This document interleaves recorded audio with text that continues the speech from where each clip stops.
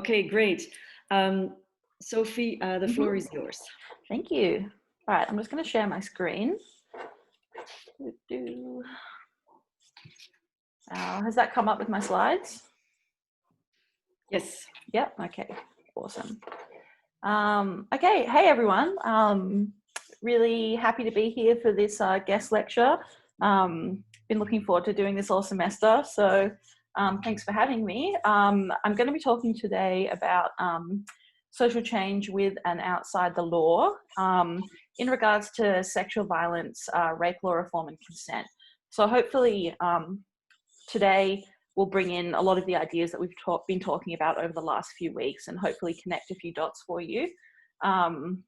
So before I begin, I'd just like to acknowledge the Wurundjeri people who are the traditional custodians of this land that I research and work on, and also pay respect to the elders, both past, present, and emerging of the Kulin Nation, and extend that respect to any Indigenous students present here today.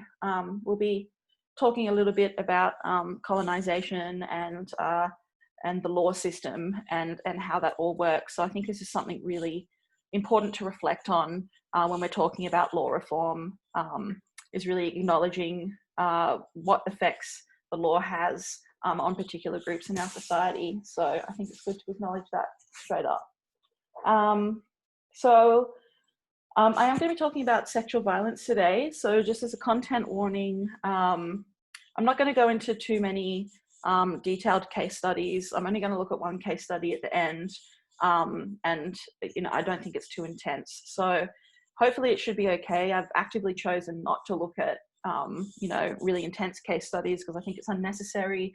I think we're more going to be talking about sexual violence more broadly as a concept and looking at some statistics as well. But in saying that, if you need to leave, that's totally fine. I won't be offended. Just, switch off if it gets too much and you do need to go. Cool, so let's get into it. So I'm just going to go over what I'm going to be covering today. So first of all, I'm going to look at the history of feminism and how they've used rape law reform in order to rape law reform as a way to have justice and a way to change sort of the environment of sexual violence and the way it's thought about. I'm also going to be looking at whether these reforms are really justice for victim survivors. I'm going to look into the retributive agenda of these reforms and really look at sort of the ethics around that and feminism's investment in this sort of colonial system of justice. I'll then be looking at sex negativity and the heteronormativity of these law reforms, which sort of moves nicely into looking at what a sex positive approach would look like instead of that. And then that moves into my research, which is called Queering Consent, looking at consent communication in queer relationships. And then we'll briefly look at social movements as a way to have social change around sexual violence, specifically looking at Me Too. And we'll go into that a bit more in the tutorial. So as a bit of a background, since the 1970s, feminist researchers and advocates have really put monumental efforts into changing the law in regards to sexual offences. So this has been happening throughout the world, but I'm going to be focusing mainly on Australia for the purposes of this presentation. So these changes were really sparked by growing community awareness of the extent to which sexual violence is a problem and an awareness of how victim survivors have been treated in the legal system. And also it ran alongside the general growth and activism of the women's movement. So feminists have argued that the law addresses sexual violence in discriminatory and problematic ways, and that the law has perpetuated many myths and stereotypes about sexual assault and women's behaviour that feminists have really been trying to expose. So some of these myths and stereotypes that they've been working towards redressing are that women lie about sexual assault for vengeful and vindictive reasons. And this is really demonstrated by how women victim survivors have been treated during court trials. Another one is that, real rape is committed by a stranger and it must involve force and violence. Another one is that women can't be raped by their spouses. Another is that some rapes are more harmful than others, and create this sort of hierarchy of harm within the legal system. Another is that consent must be verbally articulated, with non-verbal cues not counting. And finally, that real rape victims would report straight away. And if reporting to the police is delayed, then it, mustn't have been that bad. So these are just some of the major issues that feminists have fought against with their calls for rape law reform over the last 40 years. So we've seen some major developments in rape law in Australia concerning sexual offences. And of course, this is to varying degrees in each state and territory. And this is largely the result of these feminist efforts to shift the way that sexual violence is conceptualised and understood. So I just wanted to have a look at some of the most major changes to law reform. So first of all, we've really seen a shift in the understanding of sexual assault, which has really resulted now in consent becoming the key focus of contestation in sexual assault trials. So we've really seen that focus on consent now in the legal system. We've also seen the acknowledgement of circumstances in which complainants are unable to give consent. So, they can't give consent when they're under threat of violence or force, if they're asleep or unconscious, or including under the influence of alcohol and drugs. So that's all recognised in the law now. We've also seen the introduction of evidence limitations in regards to which type of evidence can be used by the prosecution around a complainant. Such as inquiring into a victim survivor's sexual history. That shouldn't be done anymore. And that is really to reduce the traumatic nature of the trial, but it's also to really reduce these slut-shaming myths that, sexually active women deserved it or are asking for it. So that's what those reforms have really been put in place for. We've of course seen that, rape in marriage is now recognised as a criminal offence.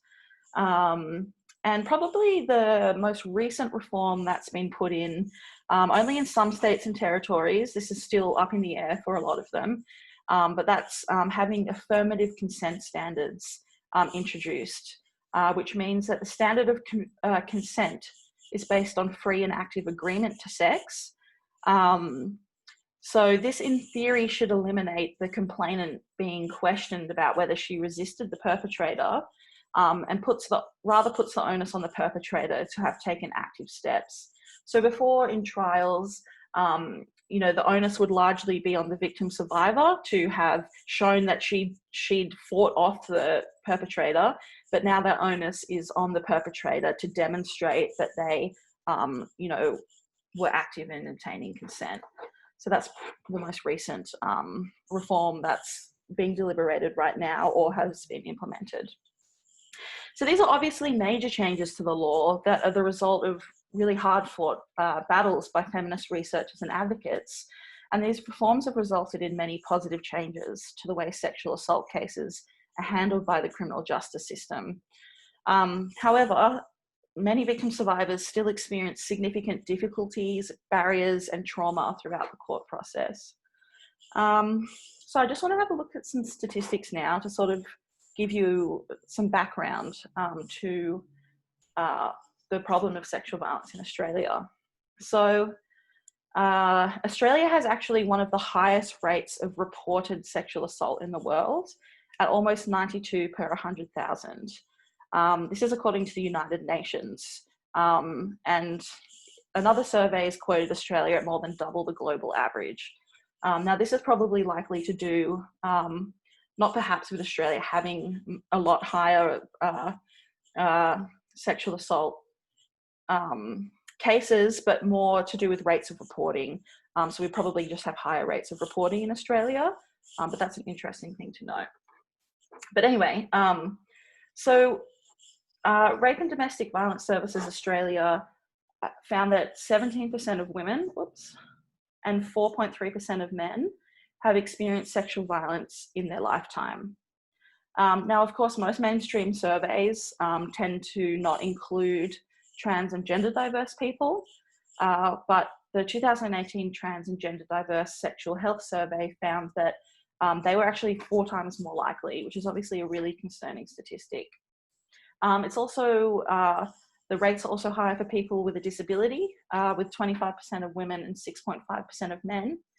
And the rates are also higher in the queer community, particularly for bisexual people. We don't really quite know why bisexual people experience these higher rates. And it's something that needs a lot more research into it.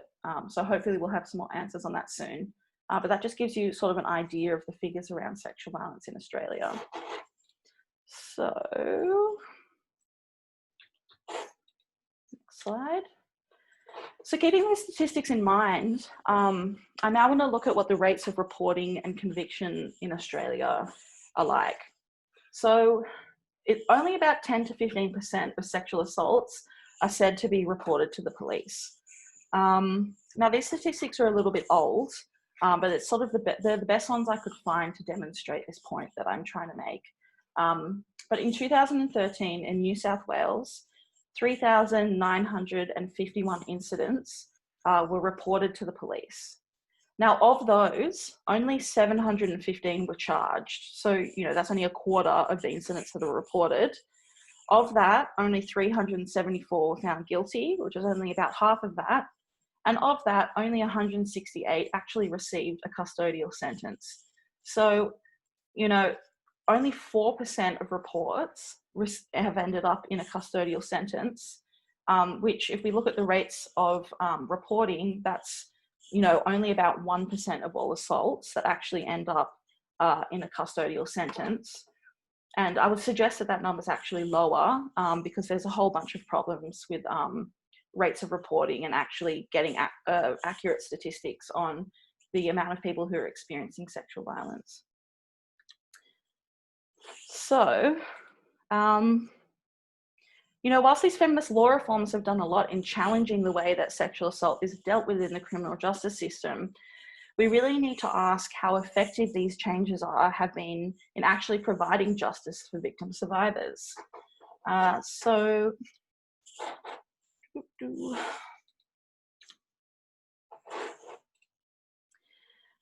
So whilst rates of violence overall have decreased in Australia over the last few years, rates of sexual violence have actually risen, with the Australian Bureau of Statistics reporting a 50% increase in 2017.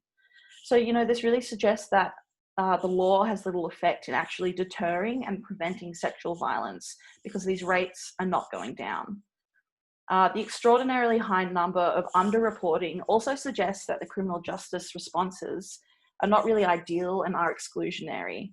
So in fact, rape trials have been coined in the literature, the second rape, as the victim survivors experience shame, judgment, lack of understanding from healthcare, police and judicial systems.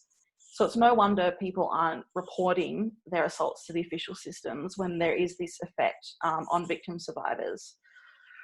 So Australian legal scholar Wendy Larkham has analysed rape law reform in Australia and argues that despite feminist monumental efforts, which have resulted in significant changes to rape law, the criminal justice system does not provide accessible, effective resolution to sexual offending for the vast majority of victim survivors. So she also argues that those convictions which are secured are unrepresentative of the most common forms of sexual violence that are experienced by people. So Larkham says that the stereotype of real rape continues to disqualify the majority of women and members of highly vulnerable groups from securing legal redress. Larkham also states that the criminal justice system is still skewed to convict a small class of offenders, with these offenders who are convicted not really representative of those who actually pose the most danger to society. So in other words, what we're finding is that the rape cases which do end up getting convicted are the ones that reflect this sort of stereotype of stranger rape, which actually only really makes up a tiny percentage of sexual assaults. So most sexual assaults are actually committed by someone that the victim survivor knows. However, these cases are really brought to trial. So the people who are being convicted are not really representative of the people who are actually posing the most threat. you know, which in many ways are the everyday person, a boyfriend, a husband, a friend, or a colleague. But legal responses are really sending the message that it's this, you know, stranger on the street who poses the biggest threat. So Larkham argues that the criminal justice responses are actively contributing to the minimisation and normalisation of sexual violence, whilst reproducing a distorted idea of real rape and what deviant sexual offenders are. So in other words, because often only these extreme and outlandish cases end with convictions, the criminal justice system is sending a clear message about what they consider real sexual violence to be and the types of offenders that they think deserve punishment. So, you know, despite feminists aiming to change the way that sexual violence is understood through rape law reform, legal responses are still really perpetuating these stereotypes that they've been working against. And Larkham argues that the criminal law's monopoly on sexual assault must be broken and suggests that we need to look to alternative justice options.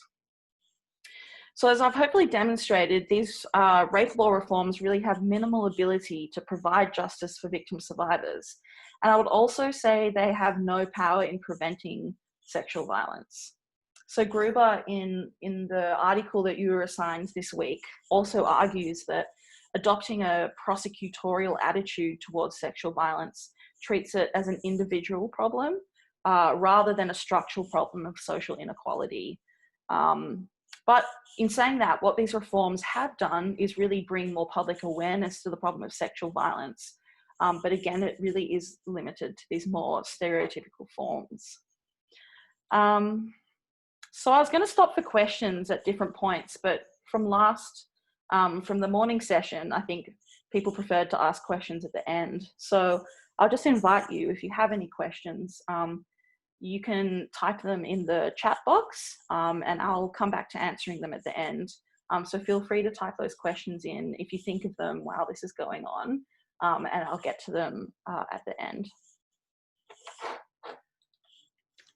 So I put these two examples to demonstrate sort of some really clear cases where the legal system has really failed to provide justice for victim survivors. So obviously the Cardinal George Pell case, which has just happened, where we've just found out that he's been released from prison. And it's really, these two cases are sort of really loopholes in the justice system that have allowed these offenders to evade punishment. So in the Cardinal George Pell case, they couldn't prove it beyond reasonable doubt that the offending happened. So even though all these people have come out and spoken out against him, and it's, you know, in my opinion, pretty clear that something went on here, because of the big gap between offending and some other things that didn't quite meet up, they couldn't prove it beyond a reasonable doubt. The Luke Lazarus case is from New South Wales. This case has actually sparked a law reform commission into looking at the consent laws. So Luke Lazarus was found not guilty of rape, even though the victim survivor says she wasn't consenting, and it's pretty clear from the story she wasn't consenting. But the loophole in the consent standards of consent in New South Wales is that if a perpetrator has reasonable belief that he tried to obtain consent, or reasonable belief that the victim survivor was consenting, then they can't be found guilty. So obviously that's a major loophole, because anyone can be thinking in their head that someone's consenting without taking active steps to make sure that they are. So I give these case studies as an example of where the justice system really fails victim survivors from these, you know, really unfair loopholes.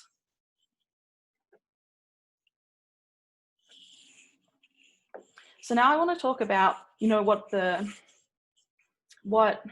sort of retributive agenda of feminists pushing for law reform, sort of talk through the ethics of that, or talk through the problems with that, and how it's been criticised as really reinforcing and expanding a colonial system of justice.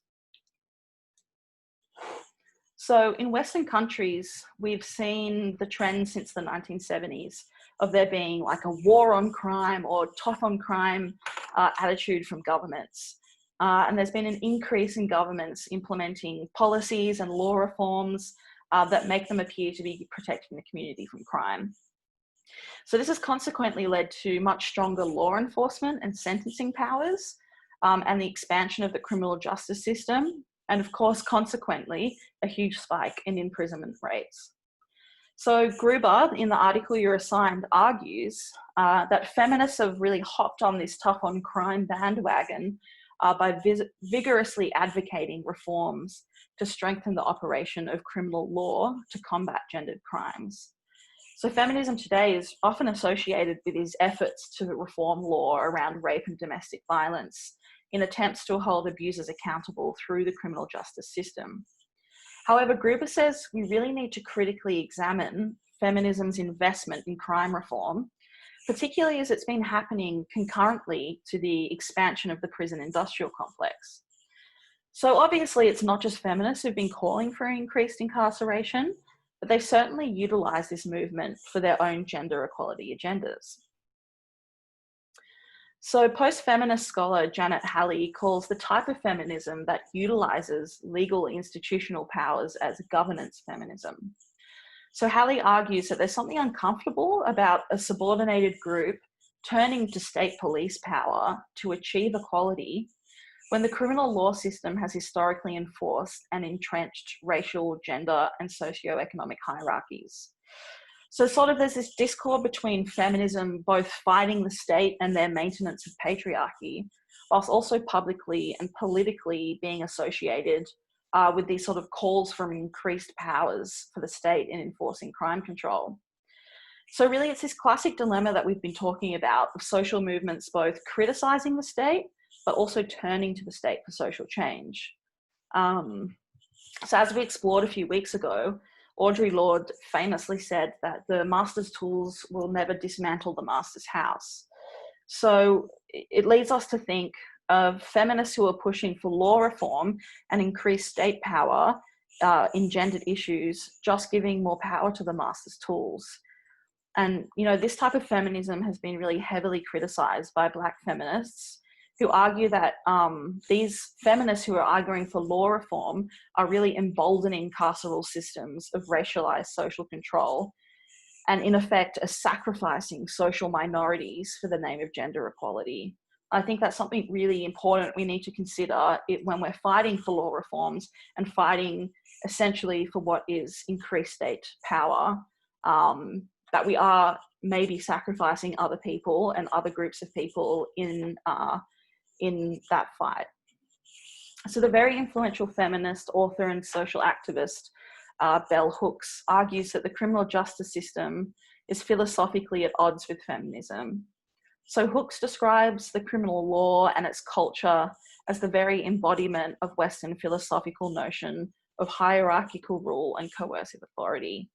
And Hooks says that this serves as the very foundation of male dominance over women. So another very famous political activist and author and academic, Angela Davis, has argued that the carceral system acts as a cognitive solution to violence that prevents critical analysis. So Davis says that, you know, prisons are the place that we take and put bad people without us actually engaging in why people are committing such violent behaviours, and that prisons really foreclose the kind of discussions we need to have to eradicate those behaviours, because we can sort of just lock them away and put them in a box. So as you can see, there are feminists who believe that the retributive agenda of other feminists who are pushing hard for rape law reform are really just encouraging this unjust system and giving more power to the state. So it's probably no surprise that those who are advocating for rape law reform tend to mostly be white, heterosexual, middle-class feminists who are perhaps failing to consider or be attentive to the ways that power and oppression operate through the law for differently situated people. So Gruber, again, in that article that you read for this week, argues that after decades of using the criminal law as the primary vehicle to address sexual violence, that the time is ripe for feminists to reassess their continued involvement in rape law reform, and that feminists should begin the complicated process of disentangling their important stance against sexual coercion from the criminal justice system that's currently reflective of hierarchy and unable to produce social justice. So, this really isn't to discredit the validity or the gravity of the reforms that have been successfully put in place, but perhaps to express doubt as to the overall emancipatory value of criminal justice responses when they're so invested in structural inequalities. And, I think this links back to our last session really well on structural justice. And I think it's important to think what structural justice and structural reform looks like in the context of sexual violence, and really critically analyse whether law reforms contribute to or can dismantle structural injustices. All right, so the third criticism of the law reform approaches, I guess, that I want to explore is something that's perhaps a bit less thought about, which is the sex negativity and the heteronormativity of law reforms. So, in other words, these law reforms often see sex as something that's dangerous and women as inherently in need of protection.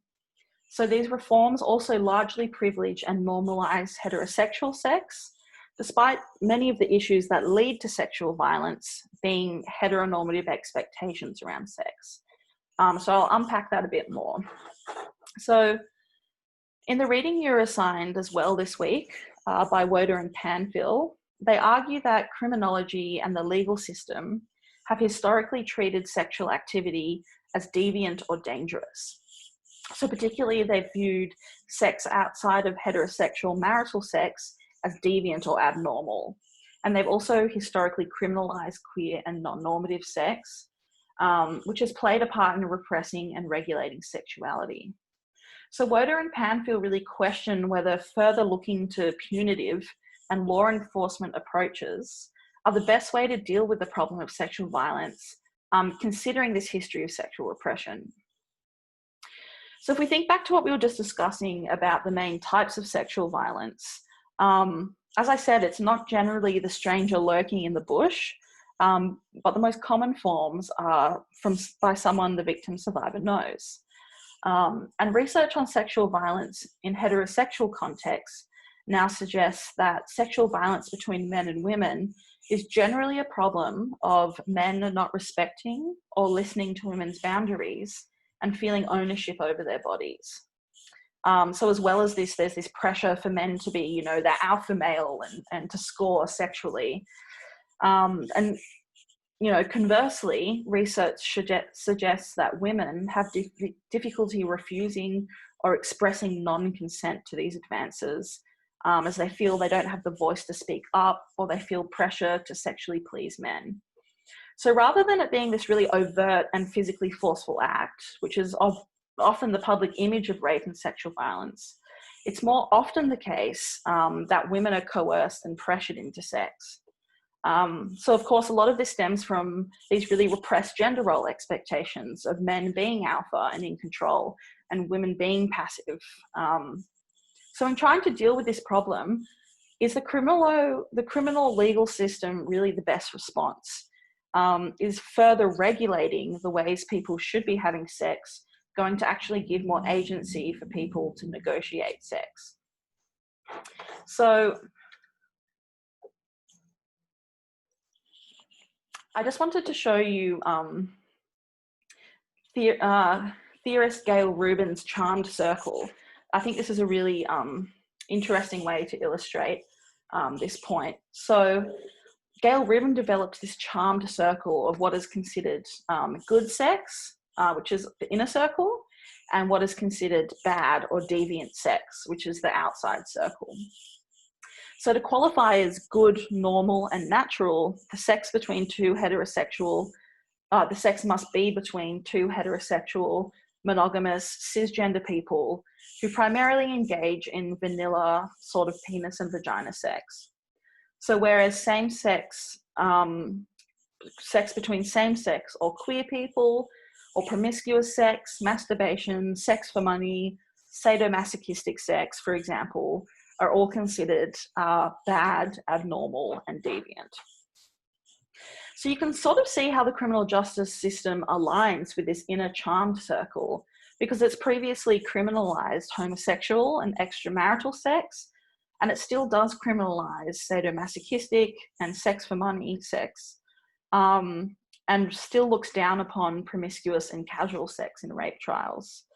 However, research suggests that it's many of the sort of heteronormative expectations of this inner circle that can actually lead to sexual violence. So, you know, the man being in charge, the woman following along, much of that problematic power dynamic stems from these heterosexual, monogamous, vanilla sort of sexual expectations. So criminology has really linked non-normative sexual practices with criminality, but it's perhaps time, I think it's perhaps time to consider what the effects of this inner normative circle is having on the prevalence of sexual violence, and perhaps time to consider the ways that non-normative sexualities might be doing things differently. Which leads pretty nicely into talking more through the Woder and Panfil article that you were assigned, in thinking through what a sex positive perspective might look like, rather than this sex negative perspective. So Woder and Panfil suggest that a sex positive framework should be used when looking at issues of sex and sexuality, rather than the outdated deviance and sex negative framework.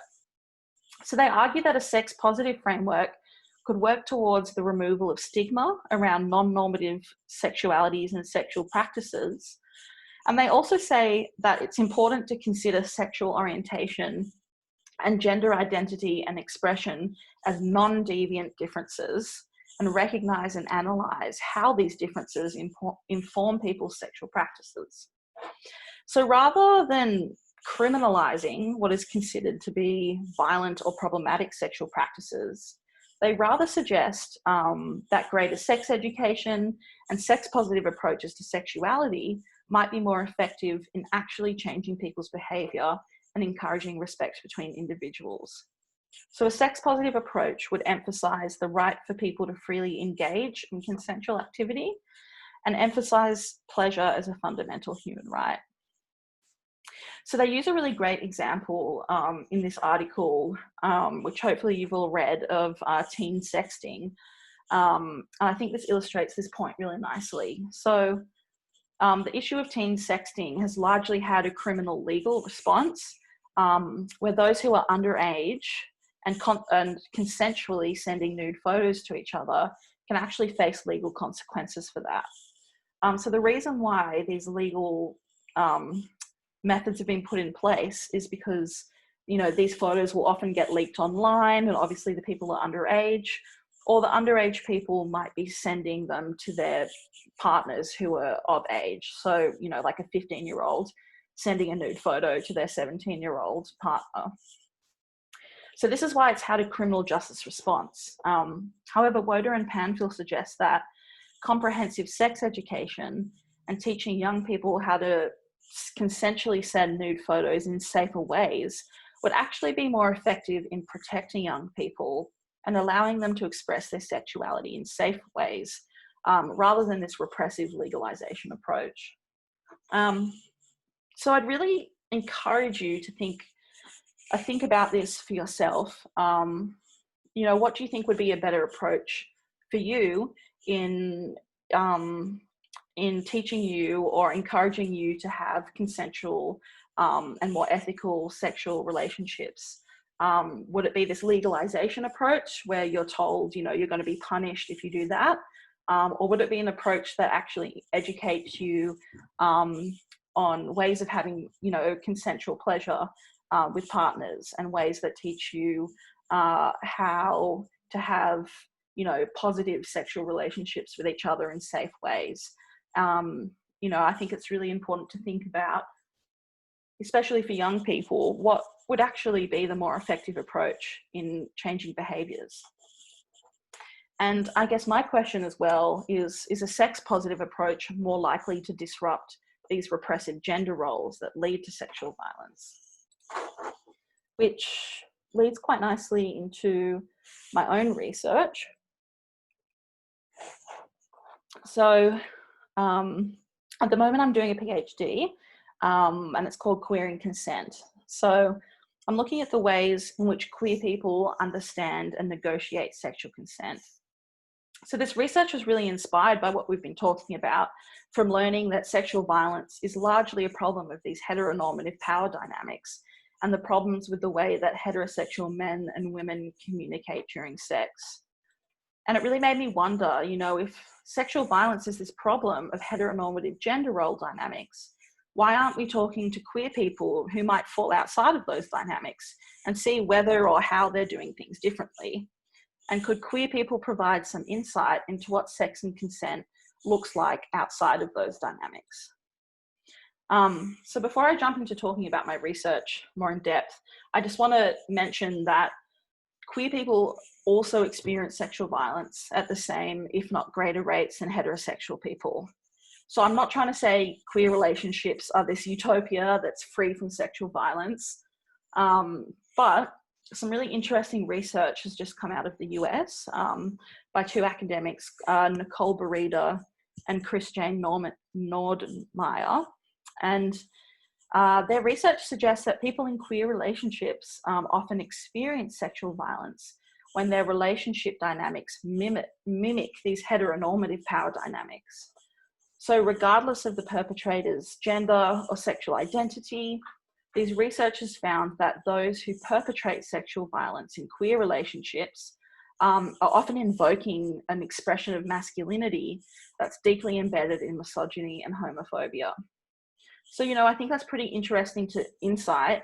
And I think it really demonstrates how these heteronormative power dynamics are so pervasive, and they're also infiltrating queer relationships as well. So that's just a side note, but my research, what I'm trying to do is primarily to find out how queer people are doing sex and communication well. So I'm doing focus groups and interviews with people who have sexual experiences of those of more than one gender. And I thought that these are the people who really have an interesting insight into consent and sexual communication, because they have direct first-hand knowledge of how gender role dynamics play into sexual negotiation, and perhaps which sexual dynamics or gender dynamics allow for more agency in negotiating sex.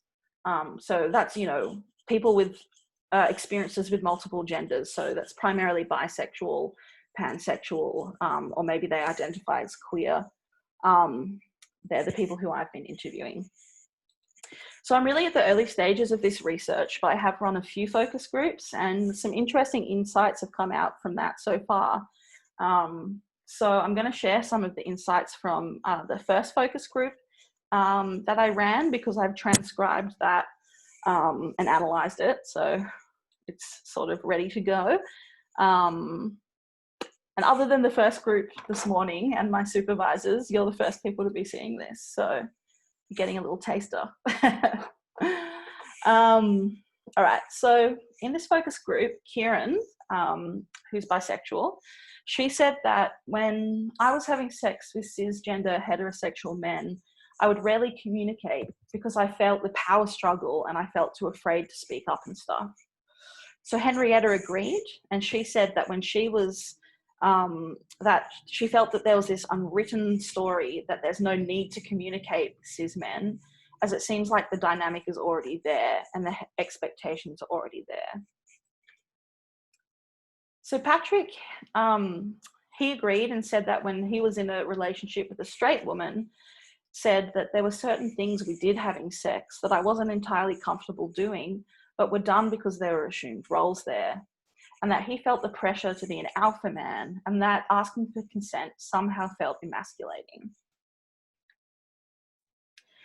So on the other hand, Kieran said that when she was in queer relationships, because you've already broken down that whole man-woman thing, there's a lot more of an even platform between relationships because there's a less obvious power structure. Henrietta agreed and said that when she was sleeping with anyone that's not a cis man, she absolutely must communicate because there isn't a set dynamic, and without communication, you wouldn't really know how to have sex. So Patrick agreed in the context of same-sex interactions, saying that there's almost a necessity out of the functionality of two same-sex bodies having sex with each other that determines a whole different conversation that needs to happen, as opposed to there being like this assumed role that may just kind of naturally take its course. And Kieran agreed that because the gender roles are absolutely shattered in queer relationships, you have to have that conversation. So I think, you know, even just from a functional level, what this demonstrates is when you have two or more non-normative bodies wanting to have a sexual interaction, you need to communicate more because there's not these assumed roles there that you can just fall into all of the time. So Nicole and Kieran also discussed how flagging in the queer community had become a positive thing. So flagging it's happened historically in the queer community where someone might wear, like a coloured bandana on a particular part of their body. And when you're out of the club or whatever, that signifies what you're into sexually. So what sort of things you like to do. So queer people have really been doing that for a long time, which means they've really been thinking through what they like and what they don't like and communicating that. So Nicole and Kieran said that this had fostered a certain level of communication and openness in the queer community. And they also said roles in queer relationships, such as top and bottom, allowed for better sexual communication, as you already have an idea of what the person is into. So Patrick actually disagreed that was always a good thing because he said that those labels are sometimes something that actually can totally reject the possibility of a whole spectrum of experiences. He said that whilst these roles can be a useful shorthand, they can also be something that can deny you experiences and make your sexual mind less open. So I think what this is really demonstrating is, for the other two participants, they liked being able to have these roles because it gave them the ability to make a choice, and it gave them more agency in negotiating sex because they had chosen that role. It wasn't something that was assigned to them. Whereas for Patrick, he thought that you could get stuck in those roles a bit and then, maybe it limited communication. But I think the important thing here is that, it's all about choice, and it's all about not having those roles put upon you. So obviously I'm at the very early stages of this research, but what it suggests to me so far is that breaking down these really rigid gender roles allows for more openness in communication, which allows people to have more agency in how they negotiate sex. So what is probably pretty obvious from this whole presentation so far is that I'm pretty critical of law reform interventions because I think that they're really further repressing and controlling sex and sexuality. Whereas my research suggests that more fluidity and openness in how people are able to communicate and express their sexuality is potentially a better avenue to take in order to tackle this issue of coercion and pressure in sexual interactions. And, I'd also like to say that that's not just for women's sake either, but I think these pressures on heterosexual men to perform and to be an alpha male are really not ideal for them either. So I think that my research really aligns with this sex positive approach from the Woder and Panfil article that you read, because it's trying to find out how people do sexual communication well and seeing what can be learnt from that, rather than just finding out, what's wrong with sexual communication and trying to criminalize or control those elements. So I hope my research is an example of where we can make social change outside of the law in regards to sexual violence. And my hopes is that research like this that takes a more sex positive perspective can influence things like sex and community education, as well as having a hopefully more broader influence structural influence on tackling the problems with these really rigid gender roles. So that's the end of my research. Now I just want to talk about another method of social change outside of the law for us to think about, which are social movements. I want to look at the Me Too movement, and hopefully you all remember this movement as it's still having these sort of really big ripple effects today. But as an overview, the movement was started in October 2017 as a Twitter hashtag campaign. So Alyssa Milano, who's an actress, she asked people to tweet hashtag Me Too if they had experienced sexual violence.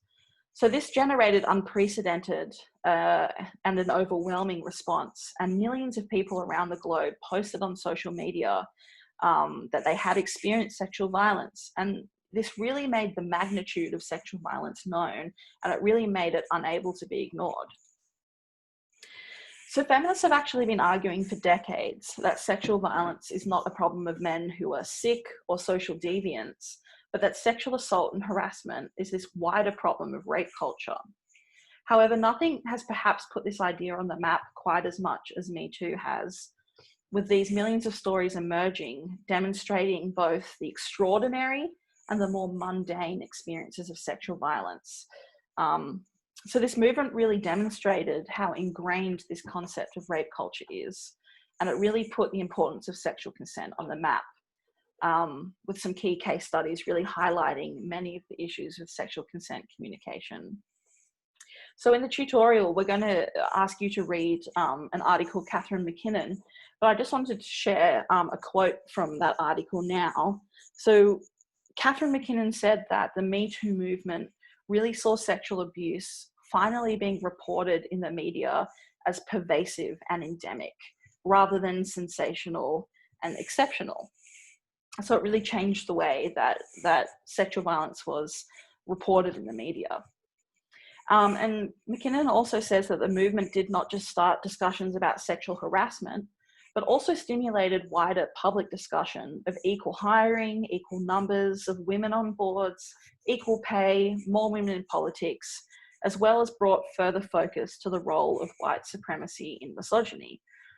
So what McKinnon's really demonstrating is, whilst this movement started as just talking about sexual harassment and sexual assault, it's really had these ripple effects of unpacking the problem with problems we still have with gender equality more widely.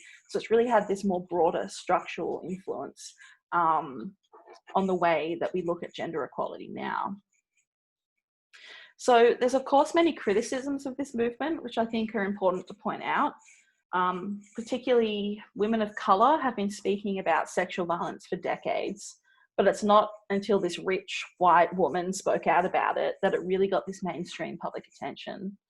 The movement also centres the experiences of cis women, particularly white women, with women of colour and queer people still largely left to the sideline.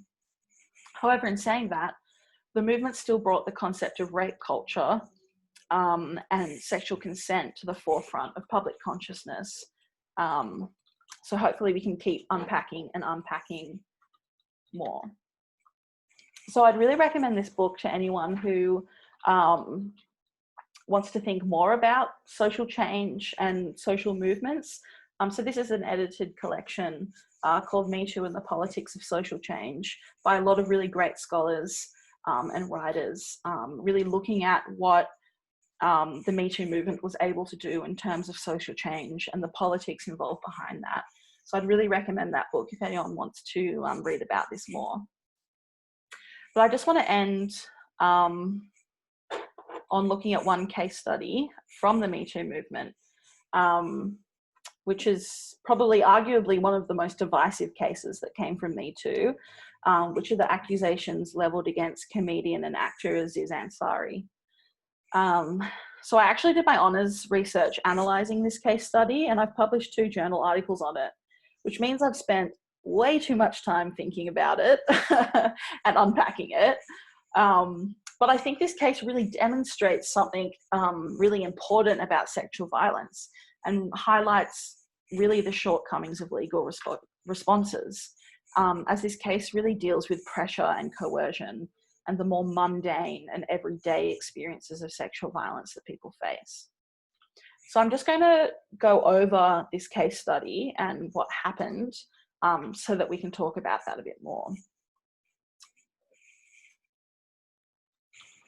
So in an account published on the website babe.net, a woman known by the pseudonym of Grace recounts her versions of events. She said that she went back to Ansari's apartment after a first dinner date, where he kept trying to initiate sex, including repeatedly forcing her hand onto his penis, despite her physical and verbal indications that she was not interested. So when Ansari asked her to have sex, she suggested, maybe next time, to which Ansari responded, well, if I poured you another glass of wine now, would that count as our second date? She then told him she did not want to feel forced. However, he kept aggressively kissing her and pressuring her into giving him oral sex. He then took Grace to his bedroom and asked, where do you want me to have sex with you? While bending her over and mimicking intercourse behind her. She said again that she really did not want to have sex, and Ansari suggested they just go back and chill on the couch then. However, once they got to the couch, he still kept aggressively pursuing sex with forceful kisses and trying to undo her pants. It was then that Grace got up and left, and she messaged him the next day to tell him how uncomfortable he had made her feel and that he had ignored her clear non-verbal cues. He apologized and said he must have misread the moment. So this case has really, really received a lot of criticism and really divided people as to whether this counts as sexual violence. So some people said that this is simply a bad date or bad sex and that Grace was overreacting. And we can see this is a news headline from the New York Times. Aziz Ansari is guilty of not being a mind reader. So this was sort of the discourse that was happening around this case. But what I think this case really demonstrates is how those rigid gender roles that we've been talking about really have this impact on people being able to effectively communicate consent. So Grace is trying to say no the whole time, both verbally and non-verbally, but in a way that's perhaps more polite and not so direct. Whereas Ansari spends the whole time trying to talk and pressure her into it and is really taking on this alpha male initiator role. So this experience is really very everyday. Most women, I would say, have experienced something like this, if not many, many times, where they're just pressured, but don't have the vocabulary or feel that they have the agency to clearly and effectively fight off those advances. So what this case really demonstrates is that the problematic nature of these interactions and the way that they take agency away from women, particularly.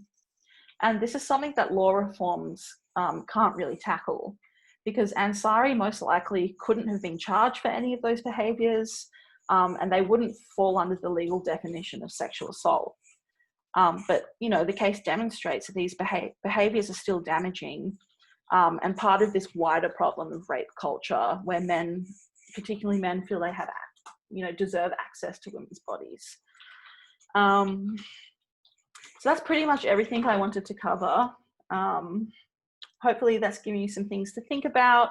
Hopefully I've connected some dots from the things we've been talking about during the course and helped